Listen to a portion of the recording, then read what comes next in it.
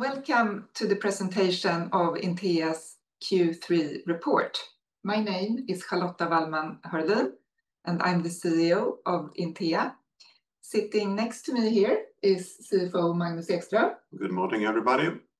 Together, we will present the Q3 report.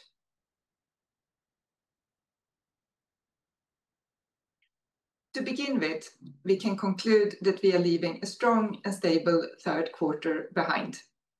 The business is developing in a positive way, and our business model will focus on long-term public tenants, provide us with a robust platform to build on. Intea's project development is buzzing with activity. New constructions in various phases are ongoing across the country, from Ånge in the north to Kristianstad in the south.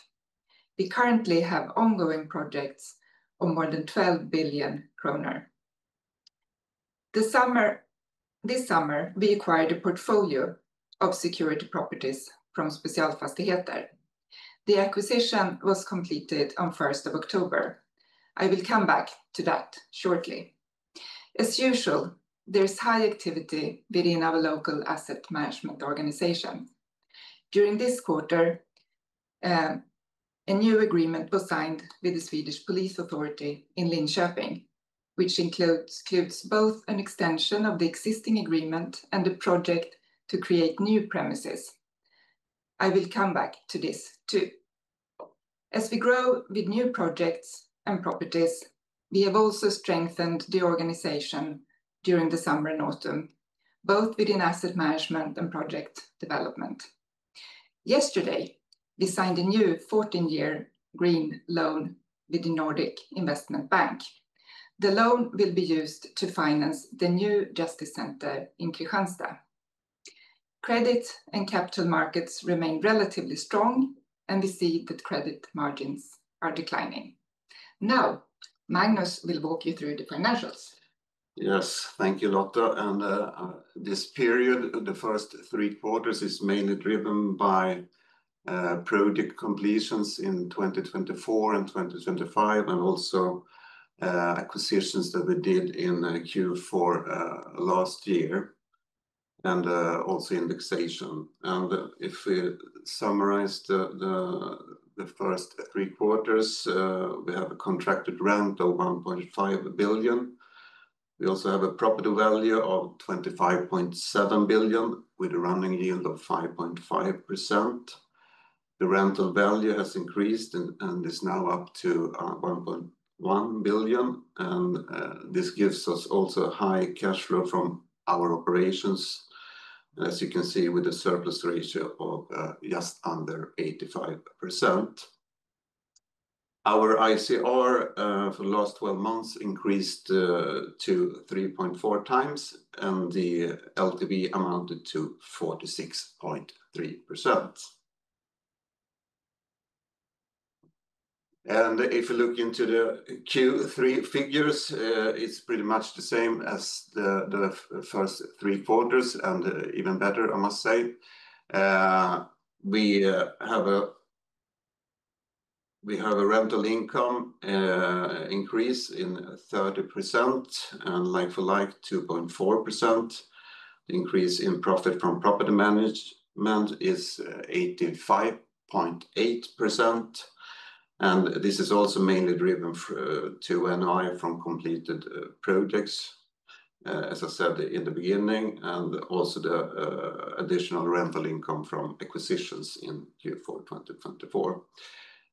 We had a positive impact from changes in value from investment properties of 168 million.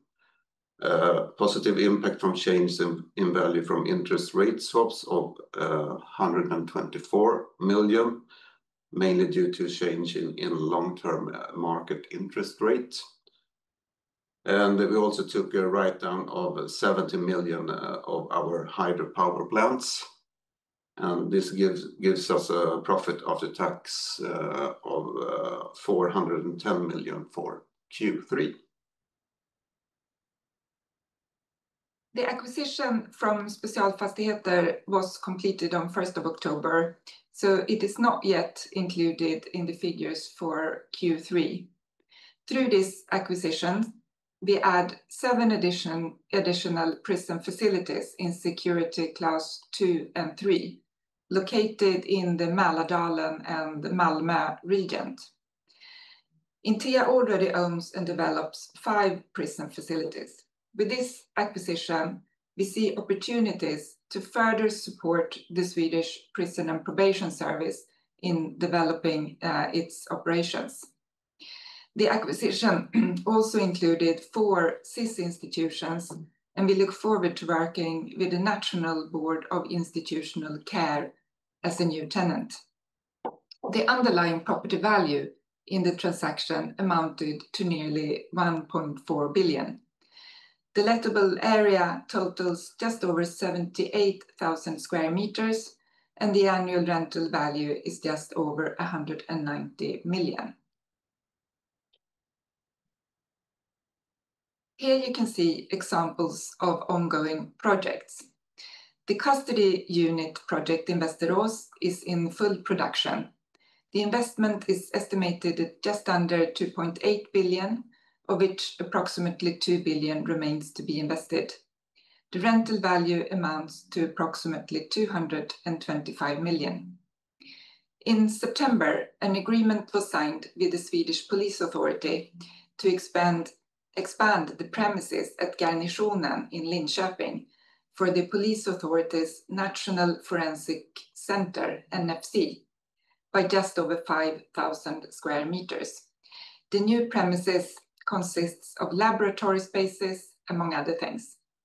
At the same time, the existing lease agreement of 15,000 square meters was extended by 15 years from completion of the project in Q1 2028. By adding new modern premises, the area becomes more compact and more workplaces are created. This increases the attractiveness of the area.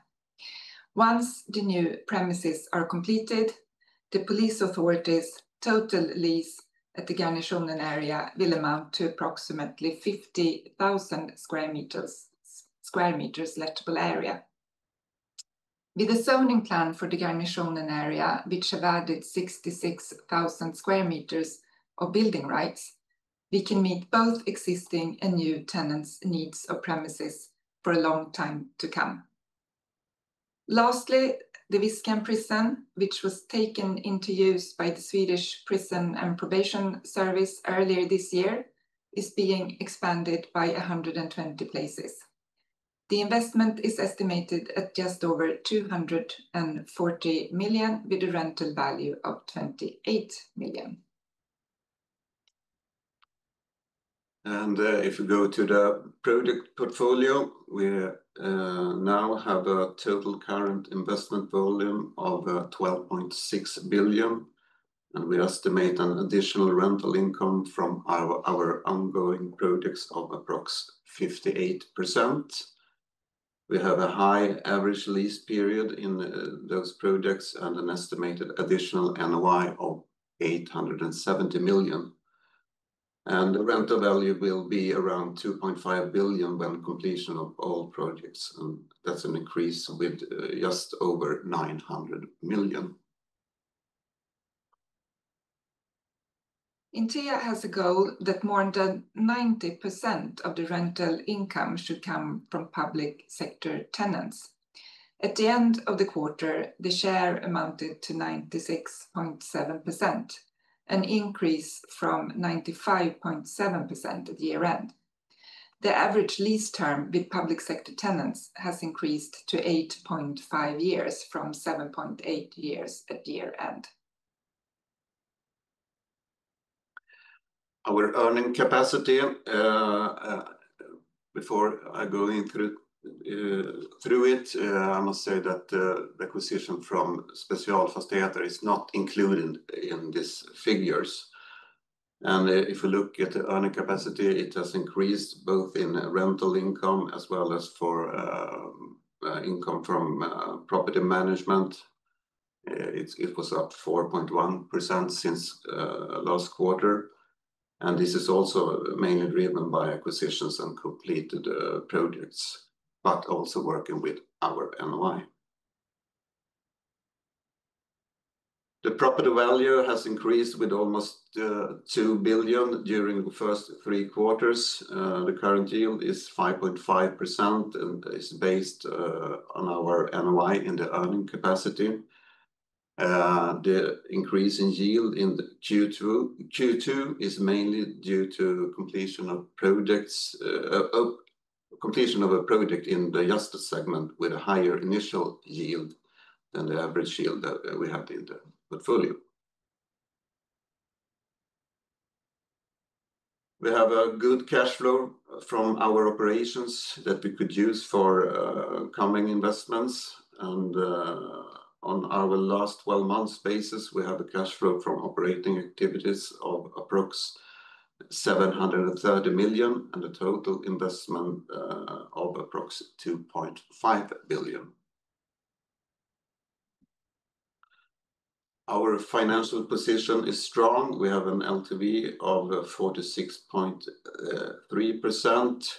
Our ICR is 3.4 times for the last 12 months, and for the quarter, the ICR was 3.9 times.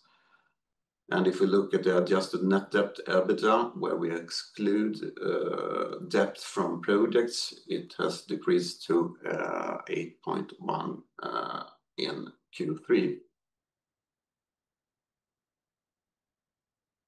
The EPRA NRV per Class A and B share increased to 50.84 SEK per share, and the profit from property management per Class A and B share increased to 3.52 SEK per share for the last 12 months.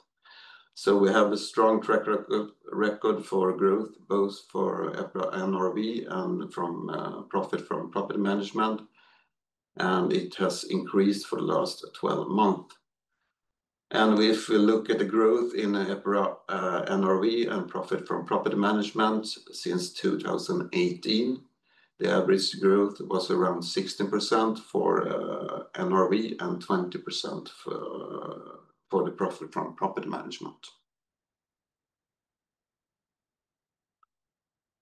We have a debt portfolio of 12.2 billion, a mix of bank loan, bonds, and commercial papers. Our interest rate has decreased a bit during Q3 and was 91% at the end of the period.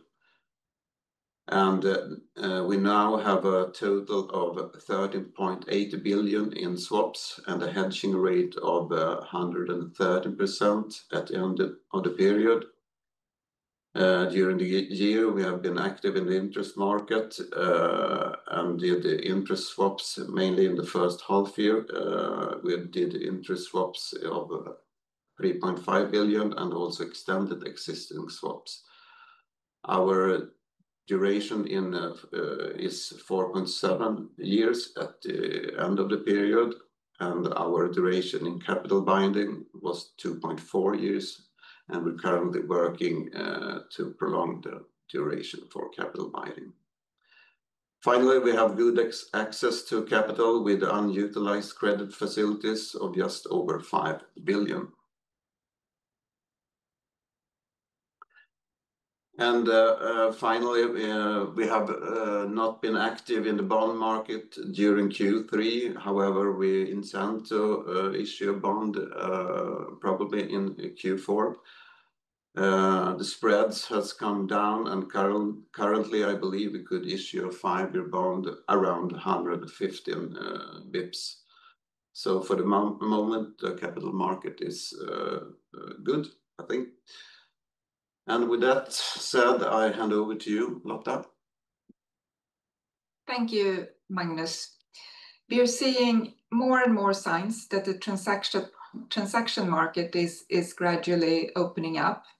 We both hope and believe that we have good opportunities to find interesting deals in the coming months. So now it is full focus on both acquisitions and projects, and we look forward to an exciting end to the year. Thank you very much for listening today.